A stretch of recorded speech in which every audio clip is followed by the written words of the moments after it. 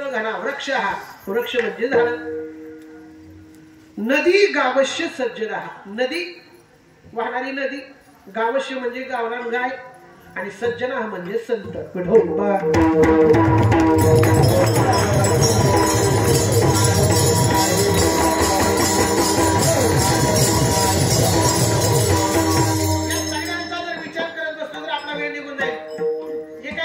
सांगतो सूर्य आपल्यावरती उपकार करतो महिना झाला की एबीसी बोर्डाची लोक आपल्या घरात एक पत्र पाठवतात बघा चिठ्ठी कशाचं असतंय ते तुम्ही वापरलेलं वीज बिल महिना झाला की जे आपल्या घरात येतच ते भरावंच लागतं तसं सूर्य मी प्रकाश तुम्हाला देतो म्हणून कधी पत्र पाठवलंय का मला तर वाटतंय सूर्याने आपल्या डोक्यावरच मीटर लावायला पाहिजे किती प्रकाश घेतला तर दे सूर्य घेत नाही आमच्याकडनं पण उजेड देण्याचं काम मात्र तो करतो लक्षात घ्या चंद्र आमच्यावरती उपकार करतो तुम्ही म्हणता महाराज सूर्याचं बरं आहे पण चंद्राचा काय उपकार आमच्यावरती चंद्र सगळ्यात जास्त उपकार आपल्यावरती करतो आपली जर पुढची पिढी जर जन्मायची असेल तर चंद्राचा उपकार आपल्यावरती खूप महत्वाचा आहे का चंद्रामृत सुखे सेववील चंद्र अमृत देतो काय देतो चंद्र अमृत देतो कुठं देतो बोला आम्हाला सुधामृत माहिती आहे बघा त्याच्या लक्षात आलं त्याला धन्यवाद नाही त्याला पंगत चालाय पलीकडे आम्हाला अमृत एकच माहिती आहे एक जण म्हणलं महाराज तुम्ही एवढी लेकरं सांभाळता एवढे शिक्षण वारकरी शिक्षण संस्था चांगले करता किती थोडं चांगलं करता आमच्या बी पोराला काहीतरी सांगा तुला काय झालं आधी 7वीला पण नाही 10 रुपयाला लागले मोठ्यामध्ये जा तिथं 10 रुपयाला माणसं भेटणार नाही तुला का एवढा भारी सप्ताह कधी म्हणून 10 रुपयाला निघली पण सापडणार नाही चला त्यानं म्हणला महाराज 7वीचा पोरगा आहे सांगा त्याला काहीतरी मी म्हणलं बाबा ते 10 रुपये हे तुम्हाला कधी कळालो त्यानं म्हणला मी देशी दारूच्या दुकानातून बाहेर येत होतो ती मध्ये शिरत होतो जर बाबच पिणार असेल तर पोरगा पिणार नाही लक्षात घ्या हे थोडीला जे जे करीत अमृत आम्हाला तेवढी एक अमृत माहिती आहे चंद्राचं अमृत कुठं भेटतं मला ते ज्यावेळेस आपण ज्वारी पेरतो ज्यावेळेस आपण प्रत्येक धान्य पेरतो चंद्राचं जोपर्यंत किरण त्या पिकावरती पडत नाही तोपर्यंत त्याच्यामध्ये अमृत येत नाही आणि ते धान्य आम्ही खातो म्हणून आपण पुढचं जीवन जगतो अन्नमय कोशातले आपण सगळी जण प्राणी आहोत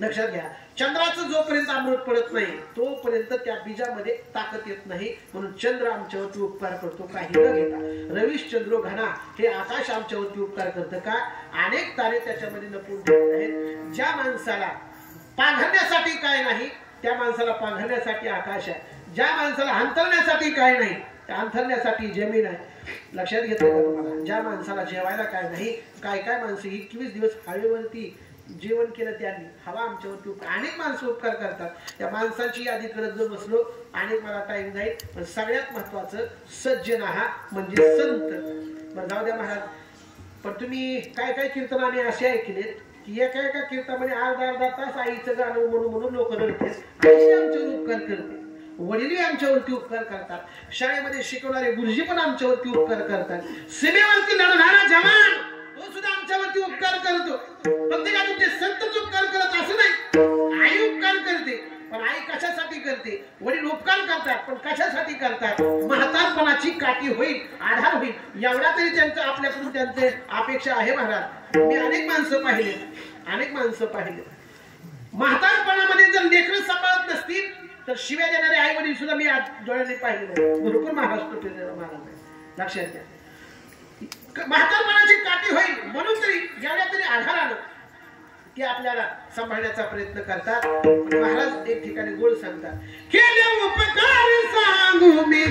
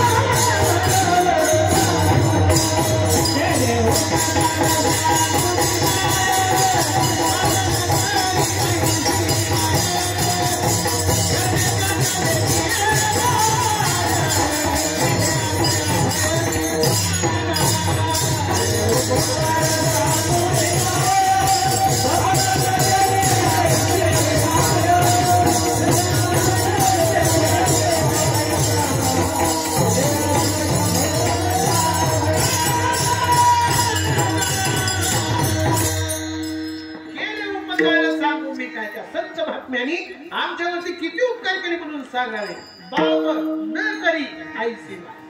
आई वडील जे उपकार करत नाहीत त्याच्यापेक्षा जास्त उपकार संत महात्म्याने आमच्यावरती केले. काय उपकार केला संतांनी? आई वडिलांनी जन्म दिला, आई वडिलांनी संसार करायला शिकवलं, पण या संसारातून मुक्त कसं व्हायचं, पुन्हा जन्माला न येण्याचं साधन ज्या संतांनी आम्हाला शिकवलं. एवढा मोठा दिले अक्षय अभय दानगा. हा संत महात्मे आमच्यावरती उपकार करतात म्हणून जगद्गुरु तो उपकार आहे. त्या संतांनी केलेल्या उपकाराची पोच पावती म्हणून काय उपकार केला आणि काय त्यांना काय उपकार केला त्या अभंगाच्या पहिल्या चरणामध्ये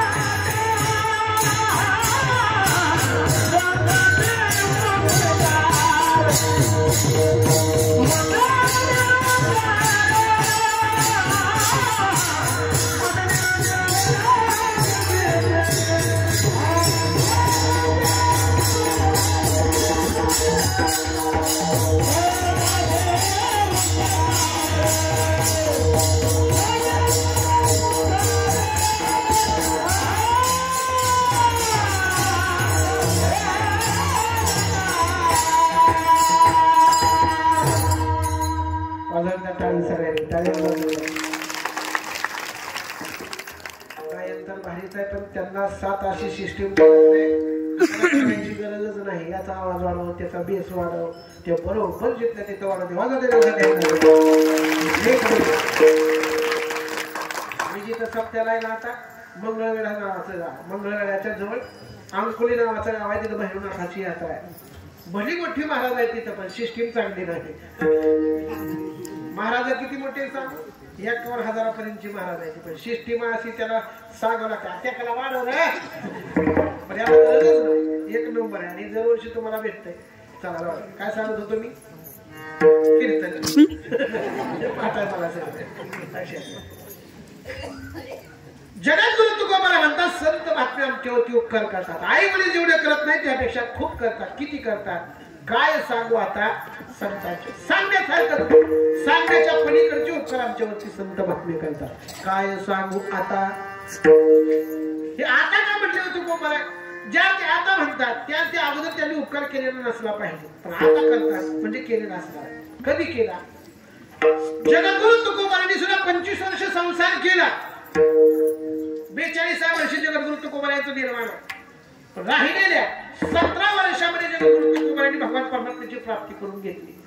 कशामुळे केली माहितीये का? बाबाजी आपुले त्याचा सुरुवातीचा अभंगाचा पूर्वार्ध सांगा. पहिला वर सत्य गुरु आहे कृपाग्रज केला. या संत महात्म्यानी तो अभंग आहे ना, संत महात्म्याची भेट झालेल्याचा पुरावा आहे. काय पुरावा आहे? बाबाजी आपण सांगितले ना, आपण कुठं सांगितलंय ना, असं भेटल्यावर नाही, स्वप्नात उपदेश झाला. काय? आणि संसार करण्यासाठी तुम्हाला पाठवलं नाही, मग या जगावरती उपकार करण्यासाठी तुम्हाला पाठवलंय. म्हणून काय सांगू आता, मी जाणार झालो कधी? 25व्या वर्षी. तुकोबारांनी सुद्धा इतके वर्ष 25 वर्ष संसारच केला. आणि किती केला माहितीये का? प्रपंच करावा नेटका, कोठेही नसावा नाटका. या पद्धतीचा जगद्गुरु तुकोबारांनी संसार केला. पण तिथून पुढच्या 17 वर्षामध्ये जगद्गुरु तुकोबारांनी भगवान परमात्म्याची प्राप्ती करून घेतली. म्हणजे तुकोबारांना दोन्हीचाही अनुभव आहे, संसाराचाही अनुभव आहे आणि परमार्थाचाही अनुभव आहे. आणि अशा संतांच्या पाठीमागे आम्ही जाते. आणि पुढे जाऊन सांगू, जगद्गुरु तुकोबारांच्या नंतर आम्हाला जन्माला आलोय आपण, हा आपल्यावरती जगद्गुरु तुकोबारांचा उपकारच आहे किंवा भगवान परमात्म्याचा आपल्यावरती उपकारच आहे. काय उपकार आहे? जगद्गुरु तुकोबारांच्या अगोदर जर आम्ही जन्माला आलो असतो तर त्यांच्या अगोदर संस्कृत भाषा होती. कसली भाषा होती? संस्कृत. नैनम छिंदन्ति शस्त्राणि नैनम दहन्ति पावकः.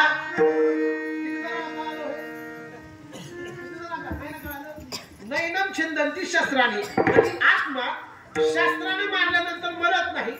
नैनम दहती पावकः, जाळल्यानं जळत नाही, बुडवल्यानं बुडत नाही. याचा सरळ सरळ अर्थ आहे. जर जगद्गुरु तुकोबाराय जन्माला आले नसते तर आम्हाला संस्कृत शिकावं लागलं असतं. आणि संस्कृत कसं आहे माहितीये का? एक मला लय सोपा म्हणा. कसं काय? अनुस्वारम देतम संस्कृतम होतम. टीम मध्ये ना की झाला संस्कार. म्हणून माणसं काय काय म्हणते, तुपाला तुप नाही रे, तुम कुठे मी देते ती बघा. आता ते की जाऊ द्या, तिकडे जात नाही. लक्षात घ्या, मला सांगायचा मुद्दा एकच आहे की तुकोबारायांच्या नंतर, ज्ञानोबारायांच्या नंतर आम्ही जन्माला आलो. हे आपलं भाग्य आहे. त्यांनी आम्हाला सोपा मार्ग सांगून टाकला. परमार्थी या रीतीने करा, म्हणजे त्यांचा आमच्यावरती उपकार आहे. महाराज मनापासून ऐकू दे तुमचं उपकार उपकार उपकार. तुम्ही 11 वाजेपर्यंत का उपकारच सांगणार आहेत का? बरं काय उपकार केला ती तरी सांगा. तुकोबारा म्हणतात, माझा निरंतर जाग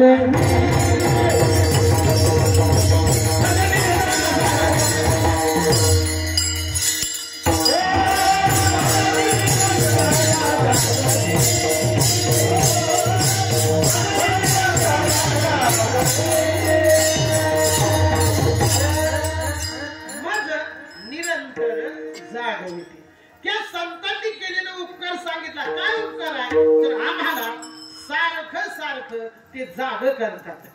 एक जण मध्ये झोपलं आणि म्हणला चला गाडी नाच काय कीर्तन आता नाही तेवढा का मजाच नाही म्हटलं. का मजा नाही? निस्त जाग करतात. आणि त्यांच्यासाठी अर्धा तास महाराजांनी घालेला आहे. उपकार करते तर उपकार करते तर उपकार करते. काय करतात संत? तर जाग करतात. काय करतात? आता जागा तर आम्हाला कुठे विकत ती मग अशी मामा एक झोपलं होतं तिथं. त्याने म्हणले अरे आताशी काय असं केलं ते बघ बघा पाठी आताचं नाही लक्ष असते कोण करते. लक्षात द्या, लक्षात घ्या. कीर्तनात जरी झोपलं तर माणूस धक्का देऊन आम्हाला जागा करतो. ह्याला जागा करणं म्हणते. फक्त जागा करण्यासाठी तुम्ही अर्धा तास झाला उपकार करतात उपकार करतात. हे उपकार आहेत का तुमच्या संतांचे? दुसरं सांगतो, एक जावाई सासरवाडीला गेला. कसं कांटाव करून लगेच सांगायचं बघापासून मी देवाचं सांगायला होतं. मन अशा सूर्यफूल खोलायला आले मी झालं होते. जावाई आला. चला जाऊ द्या. एक जावाई सासरवाडीला गेला. आणि पहिल्या काळात बाजा असायच्या झोपायला बाजा. आणि त्या बाजाला काय होते हो? सुबा असे म्हणते. आता का बिना सुबाचं बाज होते. पण बाजारामध्ये काय मध्ये काय होती? हा आता भेटणं राहिली नाही ती, त्याच्यामुळे माहित नाही तुम्हाला. त्या बाजूला काय होती? भेटणं असायची. मग ती जावई बापू असे झोपले. जसे झोपले 6 वाजता सासूबाई उठले आणि जावई बी उठलेले दिसले. जावायचे डोळे लाल होऊन दिसले. तिने म्हणले गेलता काय तिकडं? ज्याच्या लक्षात आलं त्याला धन्यवाद. कुठलं तिकडं जायला तिकडं जायला झोप लागली नाही. कसली झोप लागते का? आवा बास टाकली होती तुम्हाला, पांघरायला वाकड दिली होती, पण काय झोप लागली नाही? त्यांनी सांगितले काय सांगू तुमच्या ढेकणाचे उपकार, रातभर जागविती. काय केलं अहो? तुमच्या ढेकणाने मला झोपच दिली नाही. रात्रभर चावून चावून एक चाव लागली दुसरा चावायचा. पण दासाची त्या ढेकणाचे उपकार मानायला पाहिजे. आता ढेकणं नाही ती, पण दास घरोवर यायचा आम्ही म्हणायला पाहिजे. काय सांगू आता दासांचे? काय ते जागच ठेवतात ना आम्हाला, फक्त जागा ठेवतात. याला जर तुम्ही उपकार म्हणत असतात तर हे उपकार नाहीत, पण जागा करणे, जागा करणे म्हणजे नेमकं काय हेच आम्हाला कळालं नाही. झोपेतून जागा करणे नाही तर ज्या माणसानं हा नरदेह कशासाठी दिलाय हे त्याला कळालं नाही, त्याच्यासाठी त्यांना जागा करतात. कशासाठी नरदेह दिला?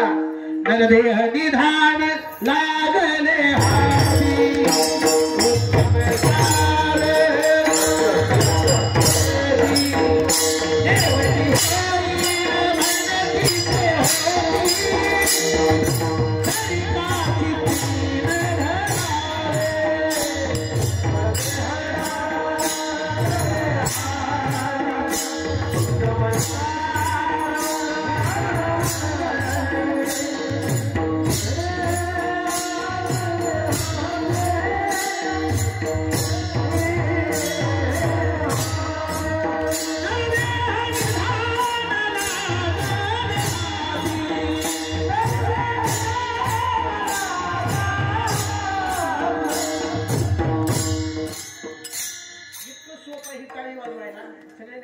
फक्त हात वरी करून टाळी वाजवा सगळ्यांनी आनंद देईल सगळ्यांना.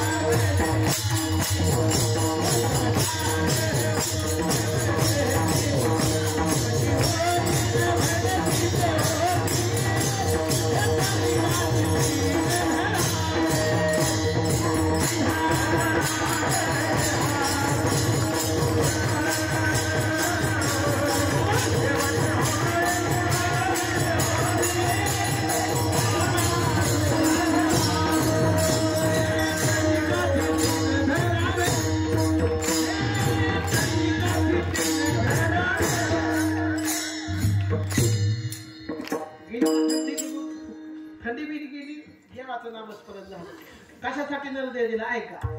नरदेह निधान लागले हाती. जेवढी लोक आज जागे आहेत ना त्यांनी म्हणा ऐका ऐका कशासाठी देह दिला म्हणा माझ्या माग. नरदेह निधान लागले हाती. काय काय म्हणली माणसं पण तूच तुला गुत दिले सगळं आहे माझ्यासाठी नाही तुमच्यासाठी आहे. नरदेह निधान लागले हाती. बोला बस. उत्तम सार उत्तम गती. पुढचा खूप तुकडा महत्वाचा आहे. कशासाठी नरदेह दिला?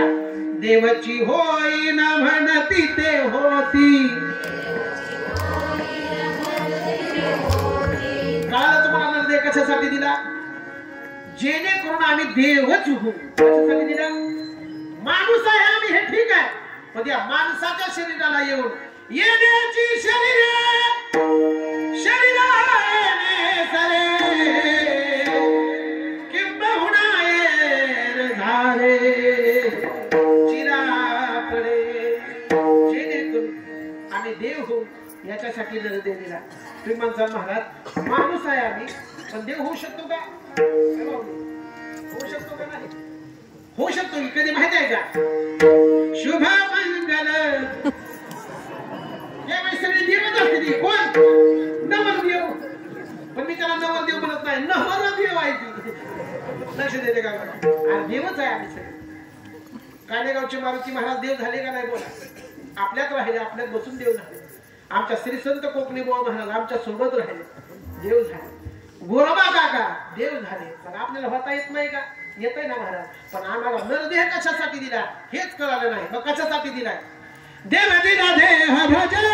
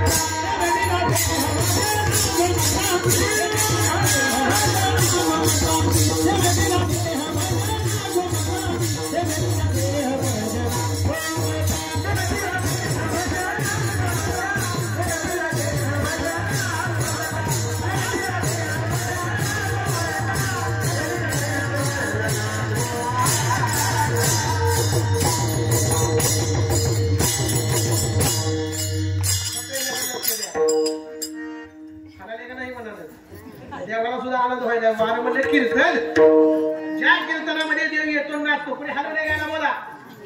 हलवले का कोणी? हलवले का नाही? देवाला कृष्णाचा जन्म झालाय ना, ते बी मला नाचू कीर्तनाचे, नाचू कीर्तनाचे.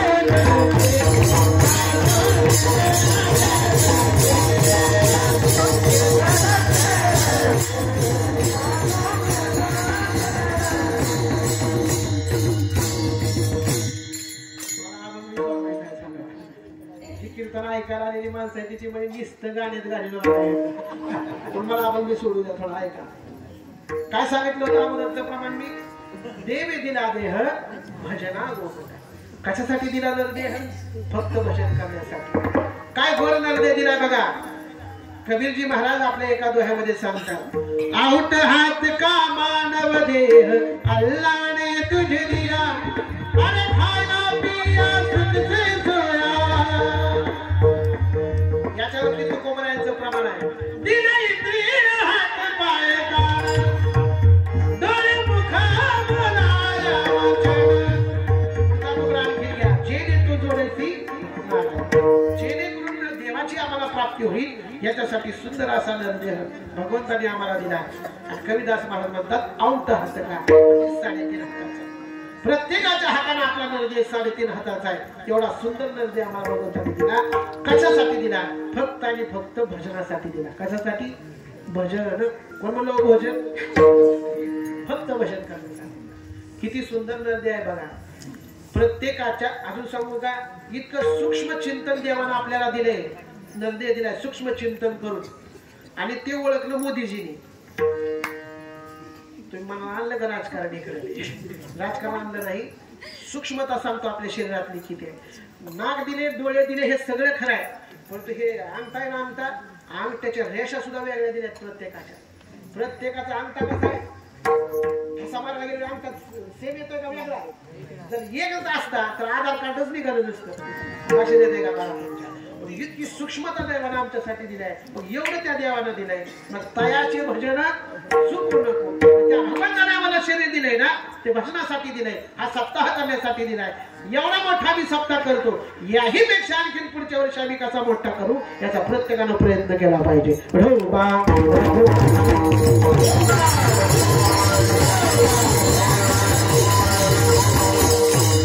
म्हणजे आम्ही सगळे झोपलेलो आहे. शरीर दिले आम्हाला देवानं संसार करण्यासाठी नाही, मग भजनासाठी दिले. पण माणसं भजनासाठी दिलेल्या शरीराचा वापर संसारासाठी करू लागले. म्हणून जगद्गुरु तुकोबरा आले आणि म्हणायला लागले, संसारासाठी नरदेह नाही, भजनासाठी आहे, म्हणून जागे करायला लागले. तीन माणसाची मोठ्या माणसाची उदाहरणं देतो. ती आपल्या ठिकाणी झोपलेली होती, त्यांना जागा केलं. पहिलं जागा केलं, जो जंगलात राहायचा आलेल्या माणसांना पकडायचा, त्यांना त्यांच्या जवळचं काय असेल ते सोनं नाणं घ्यायचं आणि त्यांना मारून टाकायचा. कळाला असेल तुम्हाला तो कोण आहे? कोण आहे? शाबास. कीर्तन पाठ झाले तो माणसाने, कीर्तन पाठ झाले. फक्त आनंद घेण्यासाठी यायचं इकडे चढायला. वाल्मिक ऋषी मी म्हणतो त्यांना. झोपलेले होते ना ते, झोपलेलेच होते का? त्यांना वाटत होतं मी आहे म्हणून संसार चालतोय, मी आहे म्हणून माझ्या पाठीमागचे जिवंत राहतात, मी आहे म्हणून माझा संसार चालतोय. आता त्या काळामध्ये एकच वाल्मिक ऋषी होते. आता घरी घरी वाल्या कोळी झाले. प्रत्येकाला वाटते मी आहे म्हणून चालते, मी आहे म्हणून चालते. अरे तू मर. आज जर माणसं बिना तेलाच्या चपात्या खात असतील तर उद्या तेल लावून खातील. तू मर एकदा. कुणा वाचून कुणाचं काय राहत नाही. इथं किती जण आले माहिती आहे का? आज मेला पाजा मेला, आज मी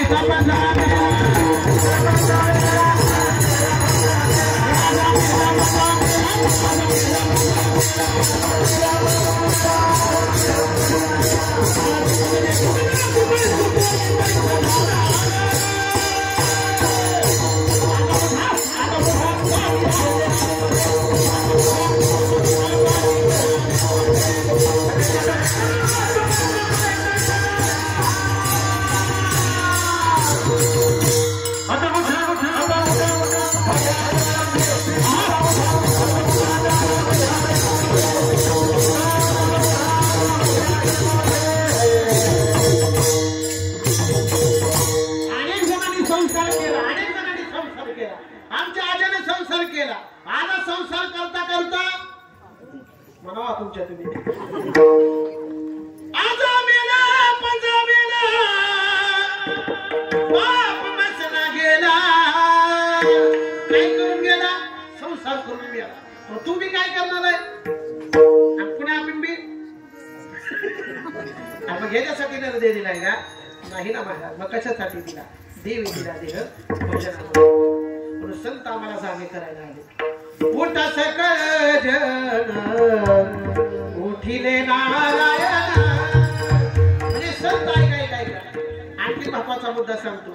संत फक्त माणसाला जाग करत नाहीत, संत तिघाला जाग करतात. संत जीवाला जाग करतात, संत देवाला जाग करतात आणि संत संतांना सुद्धा जाग करतात. काय अधिकार असेल?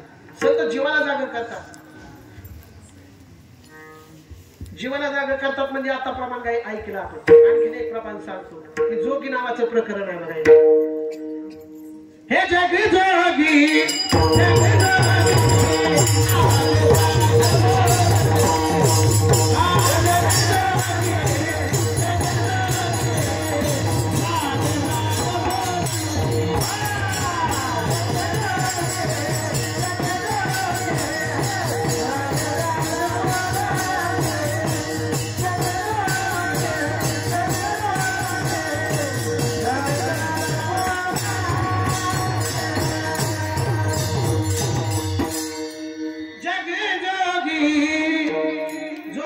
प्रकरण आहे. त्याच्यामध्ये संत महात्मे आम्हाला जाग करतात. जागता जगदेवा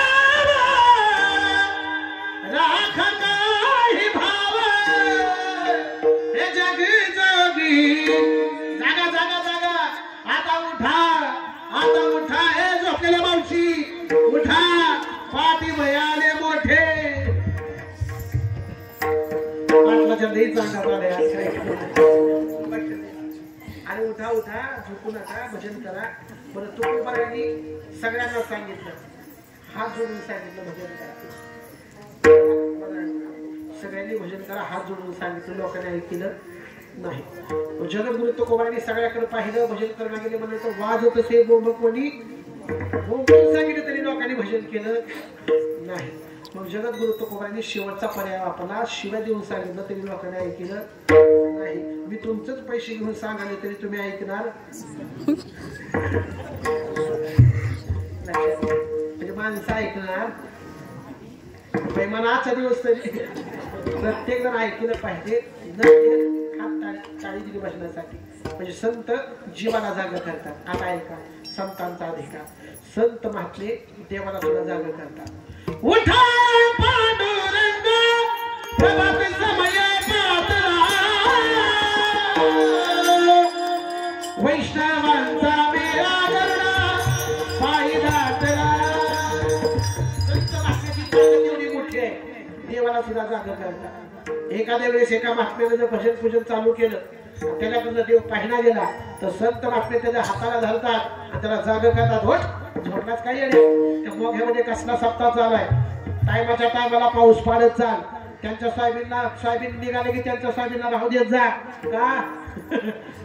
हे देवाला जागा करते संत महात्मे, म्हणून सप्ताह केला पाहिजे. अजून सांगू का, देवाला जर एका हाताने दिला तर आपल्याला देव दोन हाताने देत असतो. देवाला जर आपण एका हाताने दिलं तर देव आपल्याला दोन हाताने देत असतो. म्हणून सप्ताहाला देणगी दिली पाहिजे. चला, संत महात्मे जीवाला जागा करतात, संत महात्मे देवाला जागा करतात आणि संत महात्मे संतांना सुद्धा जागा करतात. वाल्मिक ऋषींना जागा केला, ते संतच होते, फक्त झोपलेले होते. आणखीन एक संत झोपले, कोणते सांगू. म्हणतात महाराज माझा अधिकार नाही पण तू सांगतो. ज्यांची आता आपण सगळेजण समाधी संजीवन सोहळ्याचा सोहळा साजरा करणार आहोत. ज्ञानोबराय सुद्धा झोपले होते. कसे काय, ज्ञानोबराय भिक्षा मागण्यासाठी आळंदीमध्ये गेले. आळंदीमध्ये गेल्यानंतर त्यांना भिक्षा तर भेटलीच नाही, पण तुच्छ प्रकारची वागणूक भेटली. त्यांना जी भिक्षा दिली होती ती भिक्षा घेतली, मातीत टाकली आणि मातीत टाकलेली भिक्षा चप्पलनी माती आणि पीठ एक करून टाकलं. आणि ज्ञानोबरायांना सांगितलं, तुला सांगितलं कळत नाही का संदेशाच्या गारट्या, आळंदीमध्ये यायचं नाही, तुम्ही पाऊल ठेवायचं नाही, आळंदी पाठवायची नाही तुम्ही. सांगितलं गेलं मोठ्या आवाजामध्ये. ज्ञानोबरायांना राग आला या समाजाचा आणि ज्ञानोबराय तार तार तार तार करत आले आणि पर्णकुटीचा दरवाजा लावून घेतला. आणि ज्ञानोबराय समाधीला बसले 16व्या वर्षी. 16 वर्षाच्या अगोदर 15 वर्षाचा काळ असेल. आणि त्यावेळेस ज्ञानोबरायांनी समाधी घ्यायचं ठरवलं. आता नाही पाहिजे मला समाजाचं तोड, मी ज्याच्यासाठी आलो होतो यांच्यासाठी आलो होतो, पण मला जर खाण्यासाठी पीठ भेटत नसेल, माझ्या पीठामध्ये जर माती कालवत असतील तर नाही जगायचं मला या समाजावर. ज्ञानोबरायांनी समाधी घ्यायचं ठरवलं आणि ते लक्षात आलं. चिमुकल्या 7 वर्षाच्या मुक्ताईच्या लक्षात आलं. मुक्ताई ज्ञानदादाला सांगते, दादा आणि हा समाज आपल्याला त्रास देतोय, पण उद्याच्याला हाच समाज आपल्यावरती डोक्यावरती घेऊन नाचेल, नको दरवाजा बंद करू. ताती उघडा ज्ञानेश्वरा, ताती उघडा ज्ञानेश्वरा, ताती उघडा ज्ञानेश्वरा. हे दादा 7 वर्षाची मुक्त आहे. मुलींना ऐका, मुलींना ऐका, जरा मोठ्या झालेल्या मुलींना ऐका. 7 वर्षाची मुक्त आहे. किती वर्षाची पोरांनो, किती वर्षाची मुक्त बाई? 7 वर्षाची. ती उदाहरण देते ऐका, तुमच्या लक्षात येते का? ती म्हणते एकाच तोंडात जीभ पण राहते आणि एकाच तोंडात दात पण राहतात. तोंडातच राहते ना जीभ आणि दात. अरे दादा, जर यदा कदाचित घास चावायचा सोडून जर यदा कदाचित आपल्या दाताने जर जीभच चावली तर कोण काय आपली दात 32 काय कुरून टाकतात का रे? नाही ना. एकाच तोंडात राहणारी जीभ आहे आणि एकाच तोंडात राहणारे दात आहेत. चुकून जर दाताकडनं जीभ चावली तर आपण काय दात पडत नाही, मग तिला सांभाळून घेतो. हा समाज आपलाच आहे दादा. तूच म्हणतोयस ना अवघाची संसार सुखाचा करेल, आणि थोड्याशा कारणावरनं तू जर समाधी घेत असती तर हे उपयोगाचं नाही. तू कसं आहे माहितीये का? योगी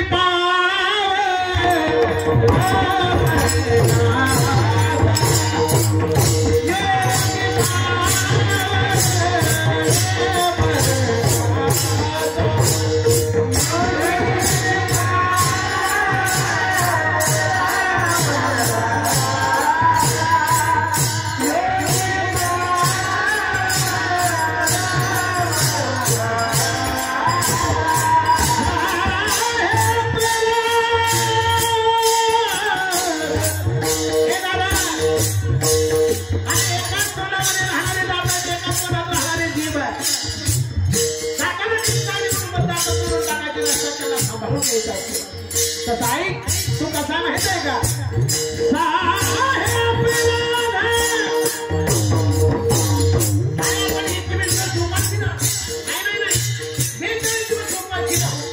या समाजाचं आपण चांगलं करून जायचं, यांच्यासाठी तुला चांगलं पाठवून द्यायचे, यांच्यासाठी तुला ज्ञानोबरायांनी दादा सामान्य माणसांसाठी तुला हरिपाठ द्यायचं आहे.